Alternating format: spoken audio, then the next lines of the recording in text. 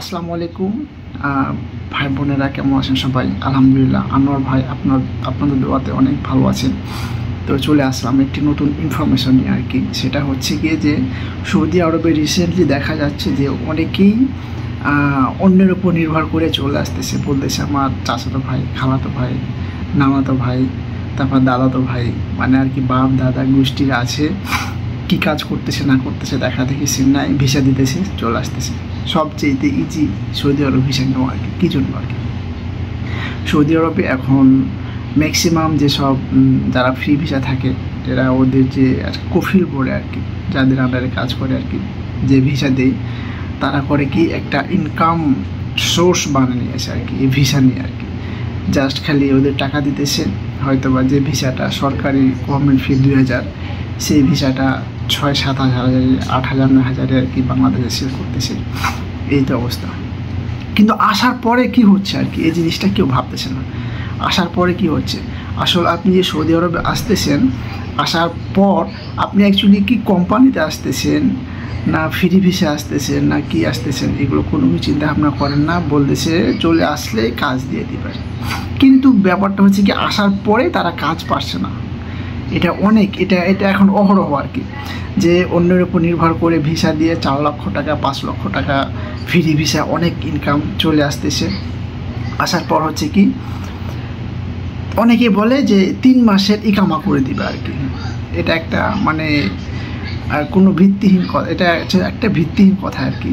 কী জন্য বলি আর কি, আপনি সেটা যে ভিসে আসেন না কেন, আপনি যদি ওয়ার্ক ভিসা নিয়ে আসেন, কোন পজিশান সেটা আপনার কোন ট্রেডে সেটা কোনোই না। আপনি যদি ওয়ার্ক ভিসা নিয়ে আসেন, যেদিন আপনি সৌদি আরবে এয়ারপোর্ট এন্ট্রি করবেন, সেদিন থেকে 90 দিন আপনার সৌদি গভর্নমেন্ট আপনাকে একটা জাস্ট ভিসা দেবে ফ্রিলি আর কি। এই 90 দিনের মধ্যে আপনাকে আপনার যে কোম্পানিতে আসছেন ওই কোম্পানিতে সমস্ত রেসিডেন্সিয়াল পারমিট বলেন, যাই বলেন, ইকামার কার্যক্রম শেষ করা লাগবে আর কি। অন্যথায় আপনি অবৈধ হয়ে যাবেন আর কি। তো এখন কথা হচ্ছে যে আসার পরে সবাই বলতেছে যে টাকা দেন 1.5 দিন নিয়ে চলে আসতেছে, আসার পরে কাজ দিতেছে না। অনেকে আবার অনেকের সাথে প্রতারণা করতেছে যে আসার আগে বলেছে যে পার ডে 150, 200, 130 রিয়াল করে ইনকাম করবে, কিন্তু আসার পরে দেখতেছি কিছুই নাই, সব ভুয়া। আসলে এই জিনিসগুলো যখন বাইরে আসবেন, বিশেষ করে সৌদি আরবে, অবশ্যই বিষয়গুলো যাচাই বাছাই করে তারপরে আসবেন। কেননা বলি, সৌদি আরবে এখন অহরহ আপনি রাস্তাঘাটে মার্কেটে যেখানে যান না কেন, এইটা আর কি যারে জিগাবেন কীভাবে আসছেন না, তো এই কন্ডিশনে আসছি, আসার পরে কাজ পারতেছে না, তো একটা কাজগুলো ব্যবস্থা করে দেন আর কি। এই তো আসলে এটা ভাই, এত টাকা খরচ করে সৌদি আরবে এসে যদি আবার আপনার অবৈধভাবে থাকা লাগে, যদি মনে প্রাণে কোনো শান্তি না থাকে, তাহলে এই বিদেশ করে লাভ কী রে ভাই? বুঝলাম না। দেশে ঠেলা গাড়ি ঠেলাতে অনেক ভালো আর কি। আর তাদের বউরা করে কি, আবার যদি মাসের পরে টাকা পাঠায়, তাহলে সে মার্কেট প্রথম মাসের বেতন দিয়ে মিষ্টি বিলহা কি বিলহা আর কি। আশ্চর্য একটা ঘটনা আর কি। যা ওগুলো কথা বাদ দিলাম আর কি। তো প্রবাসে যারা থাকে আর কি, তাদের বউদের উদ্দেশ্য করে বলতেছি যে লিমিট ক্রস করিয়েন না।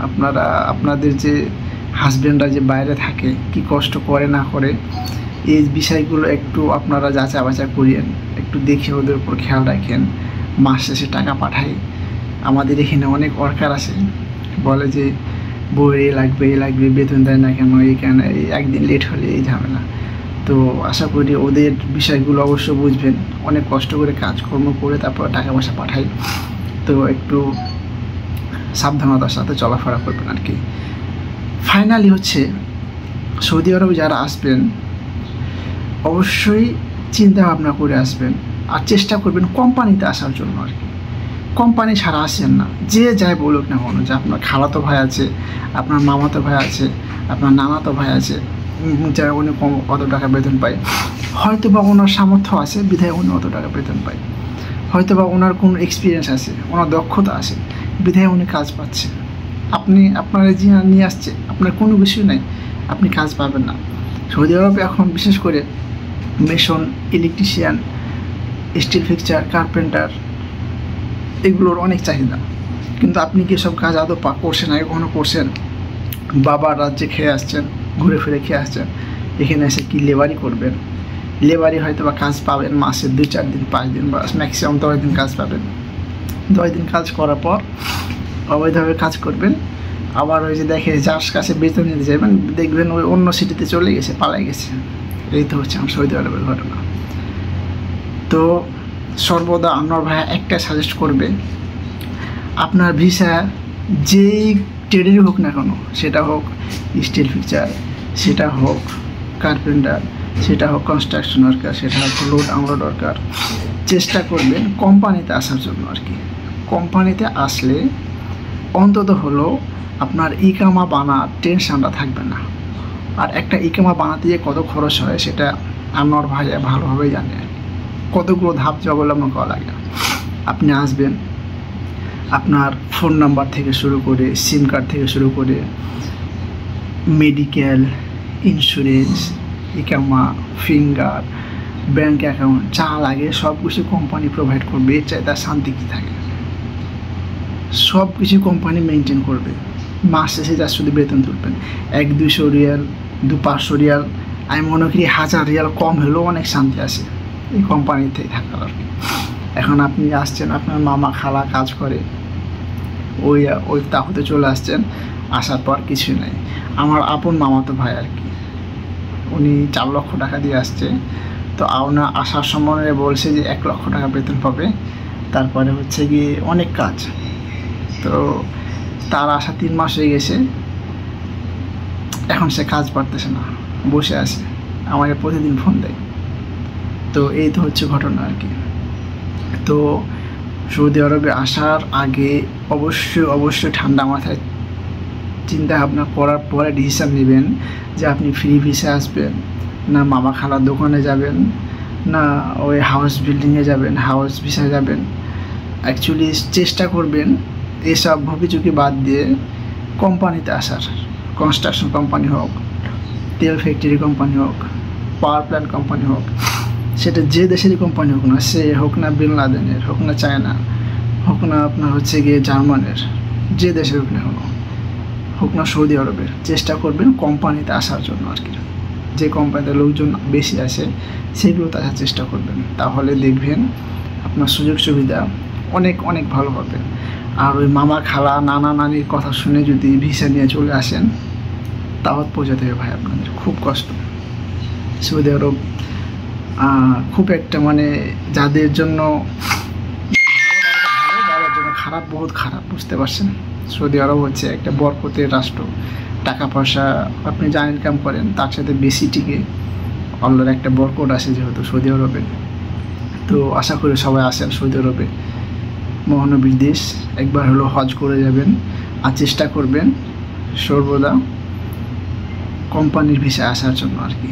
কখনোই মামা খালু ভিসা দিচ্ছে ও ভিসায় আসেন না। তো সবাই ভালো থাকবেন, সুস্থ থাকবেন। আর ভিসায় আপনার কোন কোম্পানির ভিসা হলে আপনার ভিসার ক্যাটাগরিতে কী ট্রেড লেখা আছে এটা দেখার কোনো দরকার নেই। আপনি আসবেন, যদি সে কোম্পানি একটু বড়ো কোম্পানি হয়, বাইরের কোম্পানি হয়, কনস্ট্রাকশন হয়, আপনি কোন ট্রেডে আসছেন এটা কোনো ফ্যাক্ট না। আপনি জাস্ট আসবেন, যাচাই বাছাই করবেন আগের কোম্পানির লোকজন কেমন কী অবস্থা, তারপরে গিয়ে আসবেন। তাছাড়া এমনিতে এই hotel visa, house building visa, তারপরে যে কি রাইড বাইক জিপ ভক্কচক্কর এসব ভিসা, ফ্রি ভিসা আসেন না ভাই, একেবারে মারা পড়ে যাবেন আর কি। তো ভালো থাকবেন, সুস্থ থাকবেন। আর ইকামা রিলেটেড যদি কোনো কারো সমস্যা হয়ে থাকে, আবসের, নাফাত, এসপিএল, তারপরে আপনার হচ্ছে ছিওয়া, এগুলো নিয়ে যদি কোনো ব্যাংক কার্ড নিয়ে যদি কোনো সমস্যা থাকে আমারে অবশ্যই মেসেজ করবেন। আমি সর্বদা চেষ্টা করব, এবং কি আমি নিজে করে দেওয়ার চেষ্টা করবো না আর কি, কোনো প্রকার ফি ছাড়ে আর কি। তো আনোয়ার ভাইয়া আপনাদের সাথে সবসময় আছে, আশা করি ভবিষ্যতে থাকবে। এই তো অবস্থা। আর একটা ভালো কথা, কোম্পানিতে যারা আসবেন তারা যে কন্ট্রাক্ট পেপার যে ছিওয়া বলতেছে, যে কন্ট্রাক্ট পেপারটা যখন আপনারা করবেন, অ্যাকসেপ্ট করবেন, অবশ্যই ভালোভাবে পড়ে ক্লিয়ার হওয়ার পরে অ্যাকসেপ্ট করবেন আর কি। কারণ সৌদি আরবের লেবার ল খুবই স্ট্রিক্ট। আপনার সাথে যদি কোম্পানি কোনো রকম বেয়াদবি করে, আপনি জাস্ট কী করবেন, জাস্ট খালি একটা ফোন দেবেন, কোম্পানির নামে একটা জাস্টই করবেন, একটু বলতে দেবেন, তাহলে দেখবেন কোম্পানির বাপ মায়ের ডেকে নেবে আর কি। খুবই একটা ভালো দেশ আমি মনে করি সৌদি আরব ওয়ার্কারদের জন্য আর কি। তো আশা করি সবাই মিডিল ইস্টে আসবেন। লেবার ল অনুযায়ী মিডিল ইস্ট একেবারে পারফেক্ট একটা দেশ, একটা আর কি এরিয়া। কখনোই ভিয়েতনাম, ফিলিপিন, থাইল্যান্ড, লাওস এগুলোতে যান না, তো বোমা মারা খাবেন আর কি। মানে আর কি খুবই খারাপ অবস্থা ওগুলো কোনো লেবার ল নাই, কোনো সরকারের কোনো পদক্ষেপ নাই। তো মিডিল ইস্টে আসবেন, কোম্পানির ভিসা আসবেন, মামা খালুর ভিসাতে আসেন না, আসলে মারা পড়ে যাবেন। ভালো থাকবেন, সুস্থ থাকবেন। আপনার ভাইয়ের জন্য একটু বেশি দোয়া করবেন। লাস্ট 2 দিন ধরে একটু সর্দি কাশি, তাড়াতাড়ি ভালো হয়ে যায়। আসসালামু আলাইকুম।